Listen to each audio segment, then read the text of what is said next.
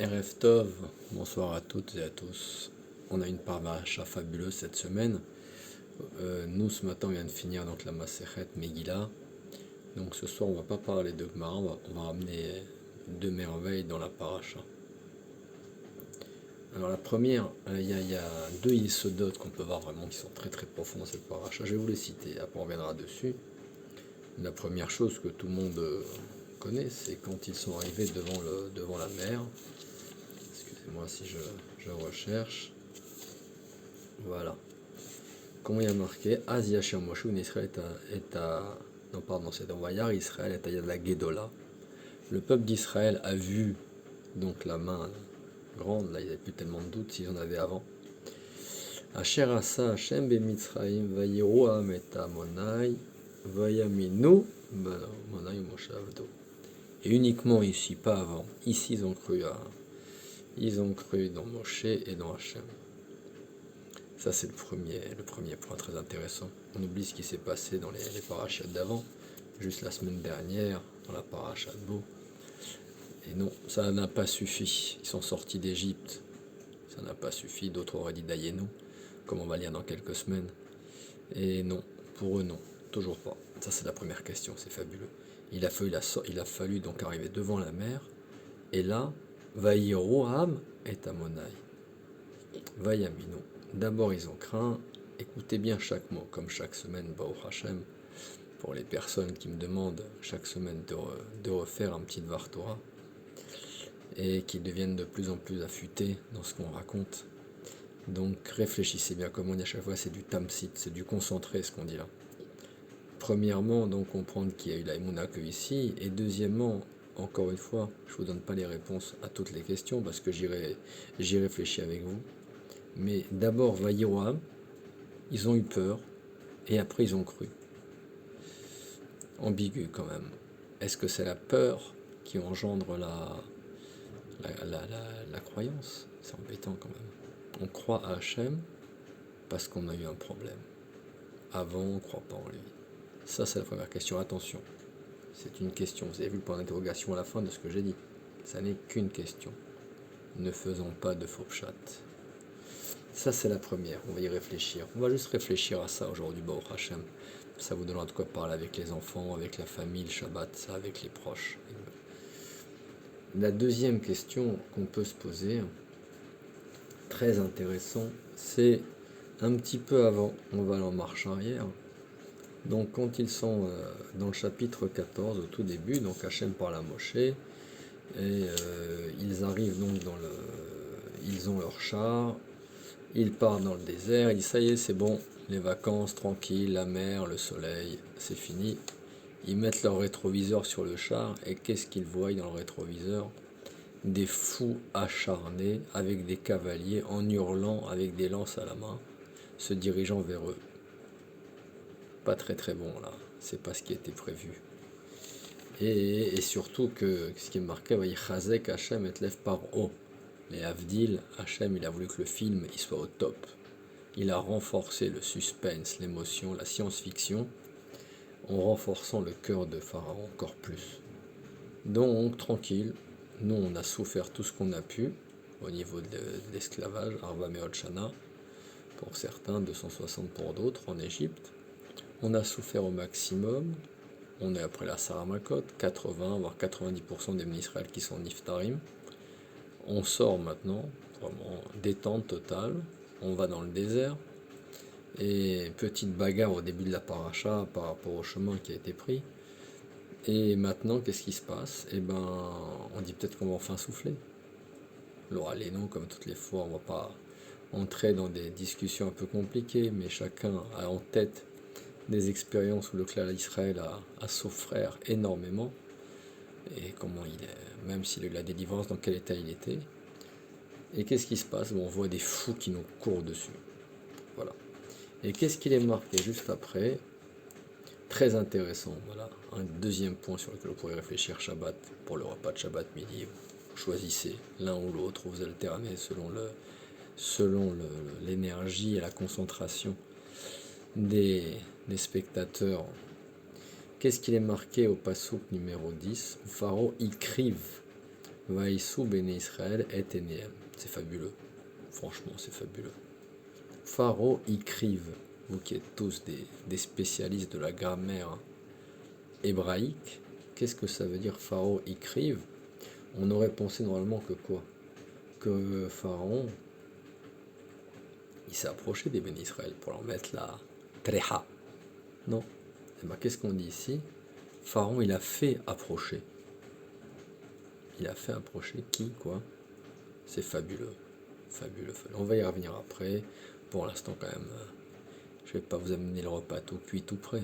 Mais vous en faites pas, on va quand même voir la réponse ensemble. Donc juste la première question qu'on a posée, cette fois qu'ont eu les bénis Israël, uniquement quand ils sont arrivés dans le désert, on peut amener plusieurs réponses là-dessus, mais c'est pas tellement là qu'on va se concentrer. Ce que nous ramène en substance, donc le Sefer Achinour entre autres, et le Rambam, c'est de nous dire qu'en réalité, il faut faire attention. Ils ont eu les miracles en Égypte, ils sont sortis, la main haute. C'est pas ça qui leur a donné la foi en Hachem. Ça n'a pas suffi. Qu'est-ce qui est spécial maintenant dans le désert? Vayaminu Hachem ou Moshe Avdo. Ils ont cru donc. Et le Rambam nous explique qu'en réalité, non, il ne faut pas comprendre comme ça. Ils n'ont pas cru en Moshe Rabbeinu à cause des Nissim, d'accord? Mais en réalité, c'est uniquement quand ils ont traversé la mer et qu'ils sont arrivés au Har Sinaï, qu'ils ont eu le matin de Torah, nous dit le Rambam, que là vraiment, il y a eu l'ancrage nécessaire pour la Emouna. Mais jusqu'à là, donc ça c'est la première, encore une fois, à chaque fois qu'on fait un Dvar Torah, voir qu'est-ce qu'on peut en tirer. Venez, on avance un petit peu, après on viendra en conclusion. Ça c'est le pshat du Rambam. Le Malbim nous dit encore une fois qu'avec les Makot et tout ce qu'ils ont vu, la Emouna n'aurait pas été complète. C'était quelque chose de défaillant. Donc ça rejoint un petit peu ce qu'on a dit juste avant. Ça c'est le deuxième point. Le Sefer Achinour, nous il nous dit que il va un peu dans ce sens-là encore. Il nous dit que la seule Emouna sincère, comme on vient de dire, c'est pas la Emouna dans les choses extraordinaires, c'est la Emouna Trachamim. Emouna Matora, Emouna Trachamim. Qu'est-ce que ça veut dire? Donc on voit que en réalité tout ce qu'on a ramené ici, ça va un peu dans le même sens. Il y a des fois on peut voir des grands événements dans notre vie, Bezrat Hashem, que dans le bien, des Nissim, on attend des grandes choses, elles se réalisent. Ça donnera pas la Emouna. C'est pas ça qui va créer la Emouna d'un juif. Ça va créer du sensationnel, sur le coup, plein de lumière, très impressionné, on sourit, on est content. Quand on voit quelque chose d'un peu anormal se produire, mais ça c'est pas la Emouna. La vraie Emouna c'est quoi? Ça va être notre engagement à nous par rapport à Kadosh Baruch Hu. C'est ça qu'on va voir par la suite maintenant par rapport au deuxième point qu'on a ramené. Ça veut dire qu'une personne, s'il n'y a pas un travail personnel, eh ben, il n'y aura rien. Elle peut voir des miracles, elle peut voir des grandes choses, elle peut être entourée de choses extérieures. Vous avez compris maintenant? Entourée de choses extérieures. Mais ça ne construit pas la Emouna du tout. La seule chose qui va faire une Emouna durable, c'est l'intérieur. Ça veut dire la personne, d'accord. Un peu comme une voiture qui a du mal à démarrer, une ancienne Renault 5 ou 2 chevaux, selon la culture de chacun, us et coutumes, on la pousse, d'accord? On donne une petite impulsion au départ. Ça, c'est Yetziat Mitzrayim. Maintenant, il faut travailler, d'accord? On ne va pas te pousser en permanence. Il n'y aura pas toujours quelqu'un derrière toi qui va te pousser la bagnole. Ça veut dire, maintenant que toi, tu as vu des miracles, voilà, Hachem, il t'a donné la béquille, parce que il la faut pas pour tous, cette béquille, chacun selon son niveau. Mais nous, on est arrivé au 49e Touma. On sortait d'Égypte. Pendant 400 ans, la souffrance, il n'y avait pas vraiment des yeshivot en Égypte, je pense pas. Pas trop de batek nisayot, pas trop d'hypercacher ou shérat selon la culture de chacun. Donc un peu difficile d'appliquer sa Emouna, même si on venait d'Avraham Avinu. Donc il a fallu maintenant leur donner un petit coup de pouce, ils étaient très très loin. Et après, Vayaminu Hashem ou Moshe Avdo. Même les Bnei Israël, ça reste les Bnei Israël. Ça veut dire qu'ils ont tout de suite repris la route vers le top niveau. Ils ont vu Hachem, et c'est quoi qui leur a redonné la pêche dans la vie? C'est le matin de Torah. C'est là vraiment qu'ils sont redevenus des Bnei Israël, des Yehudim. Ivrim, comme on dit, après la traversée. C'est là vraiment, ça a été l'étape. Et c'est ça qu'on doit tirer, nous. Faire attention des fois. On peut voir des grandes choses autour de nous, des choses sensationnelles qui nous arrangent bien, qui vont dans notre sens. Zéro, ça ne sera pas la Emouna, ça.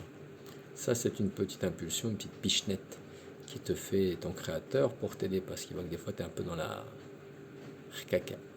Donc on a besoin que tu sois un petit peu aidé des fois, on va te pousser, d'accord? On va t'aider un petit peu à avancer. Mais ça, faut pas tirer des conclusions. Il faut maintenant que tu travailles. Donc, et le Rav Dessler nous explique comme ça que pour arriver maintenant, en réalité, donc vous allez dire, ouais, quoi, c'est une secte avec la Torah, et Haftil. Oh, t'as rien compris. Le Rav Dessler et après le Rav Motsato aussi nous explique un petit peu qu'en réalité, les Israël, ils ont eu un rouge, même là où ils étaient. Ils ont eu un rouge, c'est quoi ce rouge? De se dire maintenant, on est sorti d'Égypte, c'est bien. Physiquement, libération. Il y a des débiles qui courent derrière nous, super. Voyez, nous, Moshe Avdo, on a été libérés, nickel, super. Mais bon, il nous manque l'essentiel, on n'a pas le moteur encore. Le moteur, c'est quoi? C'est la Torah. Pourquoi la Torah? Après tout, à quoi ça nous sert? Un livre, c'est bien, on va le bouquiner, mais pourquoi c'est vers ça qu'on doit courir, Arsinaï? Et c'est uniquement là, quand on aura notre berger qui va nous y amener, qu'on pourra commencer à croire en Hachem, pas avant, et en Moshe. Donc comment ça fonctionne? En réalité, le Rav Dessler nous dit qu'il ne faut pas qu'on oublie une chose. Isakel Boraïta ou Baralma, Kadosh Baruch. Eh bien, ils ont compris une chose, les Bnei Israël. C'est puissant, au maximum, même dans le niveau où ils étaient. Ils ont compris une chose très importante. C'est qu'on ne peut pas s'en sortir sans la Torah. D'accord, on s'est barré de ces espèces de fous qui voulaient nous tuer. Mais sans arrêt, ça reviendra dans la génération, malheureusement, jusqu'à aujourd'hui. Les fous, ça peut être l'Égypte, ça peut être le Corona, ça peut être les Allemands pendant la guerre, ça peut être le travail à outrance pour l'argent, encore un etc. Ça peut être la kina, la jalousie, la tava, ça peut être partout, d'accord? Et donc nous, maintenant, notre seul moyen de nous en sortir, comme nous dit le Rav Dessler, ça va être d'aller un peu dans la limpidité, dans la pensée, dans la Torah, d'avoir un équilibre, et pas des béquilles avec des miracles qui peuvent tomber à tout moment. Non, Bezrat Hashem crée un vrai équilibre. Le Rav Chaim, Moshe Chaim Mutsato, nous explique, une fois j'ai entendu ce Dvar Torah, je me rappelle il y a très longtemps, il nous explique comme ça, il nous dit un peu, c'est comment voir le juif, deux possibilités. Il nous rappelle l'exemple d'un labyrinthe. Soit la personne, elle est paumée dans le labyrinthe, ça c'est ce qu'on appelle le Yetzer Hara, elle avance, il y a une carotte devant elle, comme un âne, elle court après la carotte, d'accord? Mais en fin de compte, elle ne l'attrape pas, parce que même si elle l'attrape, après sur la droite, il y a une autre carotte qui lui donne envie, et sur la gauche encore après. Elle n'en finit jamais, elle tourne en rond dans ce labyrinthe. Ou alors non, elle est un peu maligne, la personne, et ben elle va essayer de surplomber le labyrinthe. Et grâce à quoi? C'est quoi l'échelle? Vous avez compris, Teiré, ou Manoté. C'est la Torah, l'échelle. Ça veut dire que soit moi, toute ma vie, je tourne en rond, après un ersatz, après une petite chose, une maigre compensation. Ça peut être l'argent, ça peut être le kavod, ça peut être les tavod, ça peut être beaucoup de choses. Ou alors non, j'ai la Torah et je surplombe tout ça. Tafel, Ikar, et pas l'inverse. C'est quoi l'essentiel de ma vie? C'est quoi le superflu? C'est quoi les moyens? C'est quoi le but? Ça c'est le premier point. Le deuxième, très très vite, on a posé une deuxième question. Donc ça c'est la première qu'on a vue. Pourquoi c'était Moshe, donc la clé de leur attente. La deuxième question qu'on a posée est fabuleuse, fabuleuse. On y revient encore, elle est trop trop belle. Vous avez de quoi réfléchir vraiment ce Shabbat pour ceux qui ont le srout, le mérite, la chance d'écouter ce Dvar Torah à temps, pour ceux qui ont pu suivre toutes les semaines nos Divrei Torah et qui ne seront pas en retard, qui pourront les suivre Deva Yom Beyomo, en son temps, en son heure. Il y a marqué, donc on a dit, au paro ikri vaïsou bene Israël, et eniem, Hachem il a dit. Pharaon, pas il s'est approché des enfants d'Israël pour le mettre là, treha. Non, pas du tout. Il a fait approcher. C'est fabuleux, c'est fabuleux. Pharaon, on apprend d'ici, c'était un petit pion, une potiche, rien de plus. Il a fait approcher les Israël. De quoi il les a fait approcher? D'Akadosh de la tchouva. Voilà ce que c'était Pharaon. Voilà ce que c'est. Le $1 000 000 après quoi je cours. C'est du vent. Celui-là, tu l'emmèneras pas avec toi nulle part. Voilà ce que c'est la belle voiture. Pour certains, ça va être Harriot. Pour certains, ça va être Tavot. Voilà après quoi je cours. C'est du vent. T'as déjà vu une vitre qui fait 10 mètres de haut? Tu prends un tout petit plomb. Tu vas le balancer suffisamment fort au milieu de ta vitre, au bon endroit. Avec la déflagration, toute ta vitre, elle va se casser la figure. Ça, c'est celui qui court après les Tavot toute sa vie. L'argent, le kavod, les honneurs, les galons, toute sa vie. Et ben, il va arriver un beau jour, pas forcément quand il sera à Razetim ou à Pantin. Non, même quand il va commencer à vivre, il va se retourner un peu derrière lui, se rappeler tous les jours où il a couru pour quelque chose, dont il ne reste plus grand chose aujourd'hui. Et il s'était dit non, ça va, à la retraite, j'étudierai quand j'aurai le cerveau complètement brûlé, que je pourrai même plus réfléchir à une phrase, sujet, verbe, complément. Là, j'aurai rien à faire. J'aurai l'esprit détente, mais là, c'est pas de ma faute. Je travaille, j'ai pas l'esprit détendu pour l'étudier tous les matins. Je peux pas, voire même aussi le soir éventuellement. Encore mieux, on n'en parle pas, mais bon, toute la journée, je peux pas. Il y a trop à faire, faut que j'aille travailler, ça me prend la tête, c'est compliqué. Je peux pas, j'ai pas la tête à étudier, c'est trop compliqué. Je peux pas m'asseoir. Il va se réveiller un beau jour, il va dire quoi? C'est pour ça que j'ai couru. Cet argent qui est sur des comptes en banque, une maison qui ne me sert plus à grand chose, 3 ou 4 voitures, une porcherie comme ils disent, 3 ou 4 Porsche, des Tesla, je ne sais pas comment on peut dire. Voilà pourquoi j'ai couru toute ma vie, qu'est-ce qu'il en reste. Donc ça, c'est ce que nous dit Pharaon ici. Ça a été une potiche. C'est pas qu'il s'est approché, c'est qu'il a fait approcher. Il a été une canne pour les bénis Israël sans le savoir. Il les amène à la tchouva. Et là, on va conclure là-dessus quelque chose de fabuleux. Quand on va un petit peu plus loin dans la paracha, donc ils ont commencé à se plaindre. On les reconnaît, les bénis Israël, Baruch Hashem, unique. Kulam Kedoshim M. Qu'est-ce qu'ils ont dit? Mais dis-moi Hashem, qu'est-ce qu'on fait ici? Tu veux pas nous ramener en Israël? En Égypte, nous amener en Israël. Là-bas, il y avait des tombes. Tu veux nous enterrer dans le désert, Hashem? Tu nous as pas fait souffler pendant 4 ans. Vous imaginez à qui il parle? Comment que c'est marqué? Vayemo el Moshe, ils ont dit à Moshe, Ami bien kevarim bemitraim, les kartano lamoud bamidbar, ton Dieu, il nous a amenés ici pour nous tuer. Il n'y avait pas assez déjà à faire en Égypte. Qu'est-ce qu'on a gagné? On va venir ici maintenant. D'accord? Laisse-nous. Tu nous as amenés ici, maintenant nous on est restés avec les Égyptiens. On était bien là, ils ont foncé le clou au maximum. Kitov là, nous, Avod, Mitraim, Imouten, Bamidbar. On était bien là-bas. Nourri, logé, blanchi. On mettait les enfants dans les murs, on crevait chaque année, on avait oublié toute notre religion. On était bien là-bas, c'était merveilleux. Voilà où ils en étaient arrivés. À quel niveau de chakra, nous disait plus du tout où on était, les pauvres de Bilboul, même pas de chakra, de Bilboul. Ils avaient l'esprit à l'envers. Ils ont langui de retourner en Mitzraïm. C'était super là-bas. On enterrait des enfants vivants, on n'avait pas le droit de s'approcher de nos femmes, on n'avait pas de maison, on travaillait jour et nuit. On nous faisait construire le jour des pyramides et les détruire après, ce qu'on appelle la Avodat Parer, pour nous rendre fous. Voilà, mais ça on l'a langui. Donc qu'est-ce qu'il leur a dit Hachem? Écoutez bien, et là c'est la dernière leçon qu'on va tirer aujourd'hui. Qu'est-ce qu'il leur a répondu Moshe? N'oubliez pas que chaque mot de la paracha c'est pas du Netflix qu'on écoute chaque année, des films, des grandes diffusions qu'on aimait voir, des belles bandeaux, des Bourvil ou des Louis de Funès. La paracha, les amis, chaque année, quand vous la lisez, vous apprenez des nouvelles choses. C'est du diamant. Alors regardez, moi ce que j'ai appris en regardant un petit peu ce passage il y a quelques années, je me rappelle, je l'avais appris de Rav Chaim Nissenbaum, du maître Lubavitch à Paris, et Baruch Hashem, Admei Avesrim.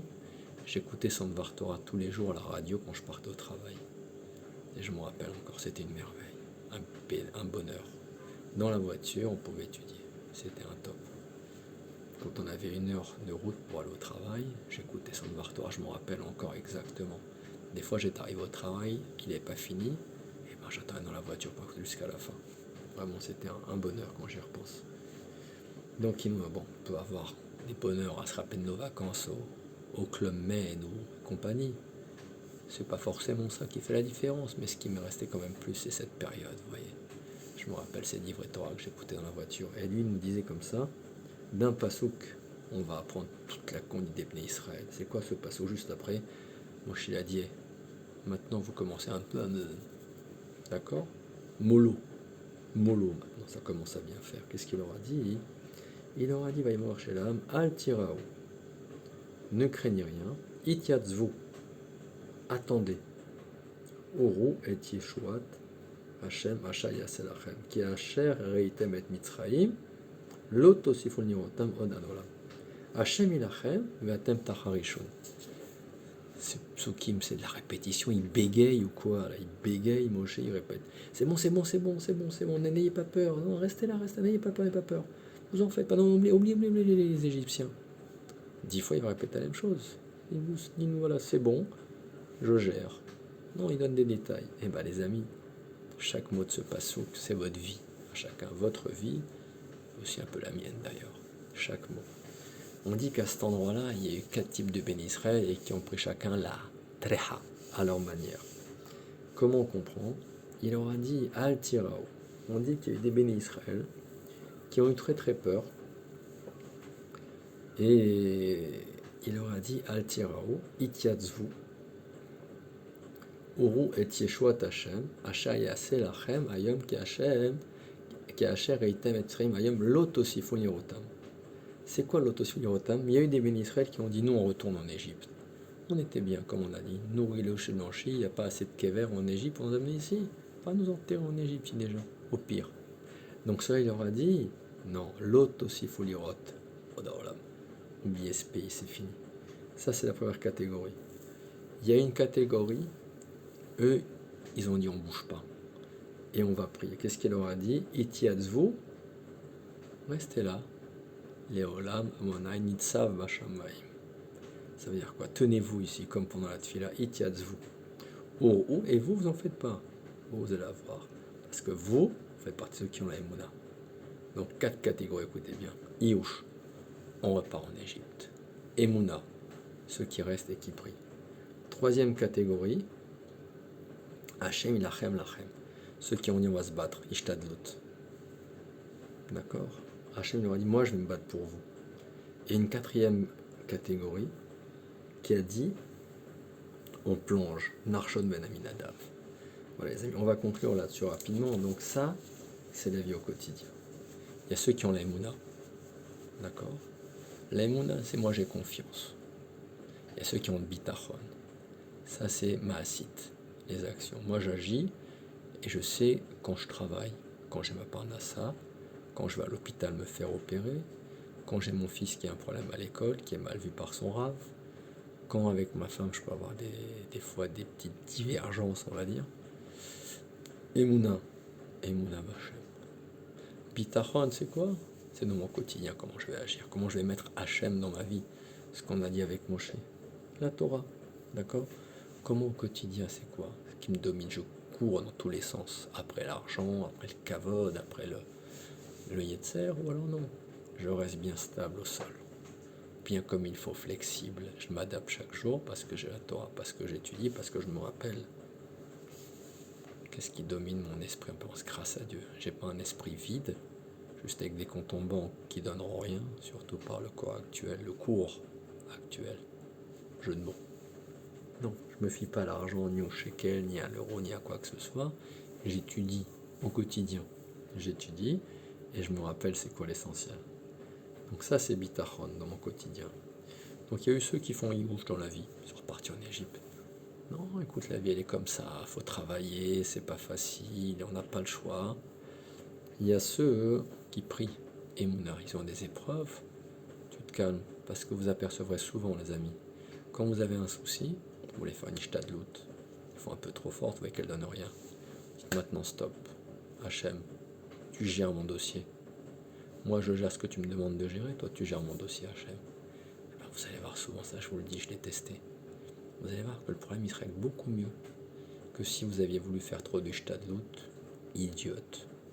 Ça c'est l'attitude qu'on peut avoir aussi. Après il y a ceux qui ont besoin d'agir. Narshon ben Aminadav, donc là on ne peut pas parler. Est-ce que c'était bien? Est-ce que c'était bien sûr que c'était bien. Il s'est jeté à l'eau. Donc ça aussi c'est un comportement. Ça veut dire toi, tu agis. Mais tu agis les Shem Shamaim. Tu vas voir un médecin quand tu as un problème de santé, tu sais que c'est Hachem qui va t'aider. Tu ne peux pas rester comme ça à dire je prie et j'attends. Narshon ben Aminadav, tu le jettes à l'eau, mais c'est qui ton choutav, c'est qui ton associé? Tu vas voir le médecin, tu vas bosser chaque jour, tu étudies un peu avec tes enfants, tu vas avec eux à la choule. Chaque chose que tu fais, n'oublie pas qui est avec toi, qui gère ta vie. T'es pas juste un robot, une potiche. D'accord? Ça, c'est Narshon ben Aminadav. On a dit ceux qui sont retournés en Égypte, ceux-là, Khalet. On a dit Narshon ben Aminadav, on a dit ceux qui ont les Mouna, et on a dit ceux qui ont voulu se battre. Pas bon là, pas bon du tout. Contre qui tu vas te battre? Tu crois que tu es au niveau? Mais non, nous on est là. On est là pour nous battre, on va pas faire de politique. Mais chacun a ses exemples dans sa tête. Tous les Bnei Israël, ils se sont dit le Ham Israël, on va lutter, on va faire la guerre, on va se battre. Après c'est au coup par coup, on ne peut pas tirer des leçons. Voilà. On a été un peu plus long que d'habitude ce soir, mais je pense qu'il y avait beaucoup à dire. Cette paracha, elle est merveilleuse. Lisez-la mot à mot. Franchement, chaque mot de la paracha, pour en tirer des enseignements. Encore une fois, j'aimerais dédier ces quelques paroles à la tzadékette Rivka Bataviva qui nous a quittés il n'y a pas longtemps, à l'âge de 26 ans. Que son mari, qui se retrouve maintenant seul avec 3 petites filles, âgées de moins de 6 ans. Hachem lui envoie toutes les kochotes pour pouvoir continuer sa vie et amener de la simra dans son foyer. Et indépendamment de ça, les Havdil, comme on a dit à chaque fois, une refoua shlema de tous les Cholé Israël et beaucoup de Yeshuot à vous tous. Shabbat Shalom et bonne fête de Toubishvat. N'oubliez pas Toubishvat, très important, le nouvel an des fruits. Priez pour votre étrog. Faites des bonnes brachot sur les fruits. Aussi un soir où si on ne fait pas juste que s'empiffrer de fruits à se donner mal au ventre, mais si on n'oublie pas ce que c'est Toubishvat, si on le fait les Shem Shamaim, si on s'y prépare, ça peut avoir un grand impact sur notre vie de l'année. Kol Tov.